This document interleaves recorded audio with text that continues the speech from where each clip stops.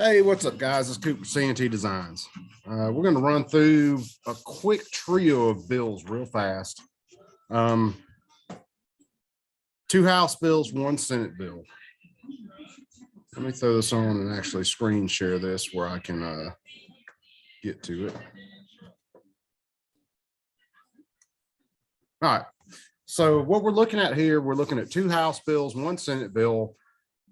The House and Senate bill for the CDC go together, and then you have the public health bill that focuses a little bit different. Now, the CDC bill, let's pop this up real fast. My computer will cooperate. I've got a bunch of other lunatics in my house right now. Don't you usually video in the other room? Oh, I do, but I'm doing this one here because my computer's right here. So nah. Oh, I'm gonna fuck with you now. Oh, well, you can fuck me all you want. All right. So this one has a bunch of Democrat sponsors. Maloney, Carolyn Maloney was the original bill or the original writer. Well, let's face it, guys, let's be honest. Her staff wrote this damn bill. Just to show you, this one is sponsored by my little plasma cut right here, which is the CDC and Department of Public Health. And we've got our little jabby jab on there. We're gonna hang that up right there. So it's in the background. Let me get that there. Ah, we got it. Nope. Now we got it. So it's no wonder this bill's coming out of New York, because if you pay attention to anybody in New York, they're completely anti-gun as far as the major part of their politicians. So what we're looking at here, yeah, I'm making a video. Blah. So what we're looking at here is they want to put in $50 million a year from 2022 to 2027 for the purpose of conducting or supporting research on firearms safety or gun violence prevention. If they're doing all that, imagine how much they pay their strippers. Oh, good Lord. They probably pay their strippers way more than that. I'm sorry. Friend was talking, and she's probably right. The government probably pays their strippers way more than that. So, and this is going through the Public Health Service Act. This is 14 USC 201. And I'm not going to pull that up because, God, I deal with enough stuff in Title 18 of US Code. But this is saying that the CDC can study and support research or studies on gun violence, all that stuff. And realize, like the last study that CDC did, when they really studied so-called gun violence, and yes, kids, they can still study this stuff, even though a lot of people will tell you they can't. They found out there are anywhere from, 500,000 to 2 million defensive gun uses per year. When they put that study out, it was buried so deep, only a few people found it, because what they found out is guns are used to protect people more than they are used to harm people. And that is something the government definitely does not want to get out. Let me flip over to the Senate bill real fast. And this is, or no, the other House bill. That's it. All right. So this one, let's see, let's go down through here.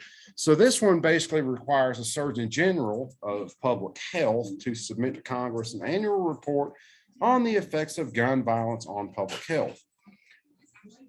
The reason they want to do this is so they can attack your right to own firearms through another avenue. In other words, they don't have to go through Congress. They're not going to have to pass a bill.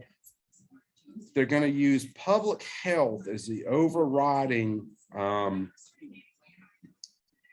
reason for them to manage or to restrict firearms. And if you don't believe the government will restrict things under the premise of public health, where have you been for the last 2 damn years when the government told you can't go to work, you can't open your business, you can go to the store, but you can only go to the big box store. You can't open your private small store, your mom and pop owned business. You have to wear a mask. And oh, by the way, we're going to use the Department of Labor to try to make you get the jab, which luckily enough, our Supreme Court, and I'm using Supreme real light, actually shot down one part of that mandate. You have to wake up to this. The leftists in this country are statists. A lot of the so-called Republicans in this country are statists. They believe in the power of the government, not the right of the individual. So they believe they can force you to go get an unproven vaccine for a disease with a better than 99% survival rate. Yes, it is infectious. Yes, it is dangerous. Yes, that virus, the COVID, has actually killed people. But do you believe that the government has the right to force you to go get a medical treatment? They don't. It's individual rights. And they are going to use the greater good when it comes to health to try and basically stomp out your right to own firearms. Because some people use firearms in ways to injure people without just cause. They're going to take away your firearms. That's what all these bills are about. All three of these bills go right together. They dovetail nicely. I can't stress it enough. If you don't think the federal government will overstep any authority they have, where have you been? That's like saying they get to take my car because cars are stolen and used in drive-bys, or cars are stolen for people to go commit crimes like robbing banks, which happens all the time. I'm not responsible for another person's actions. This is an individual right to own firearms for self-defense. And we can get into the fact that that's not in the Second Amendment, but that was an understood natural right for self-defense.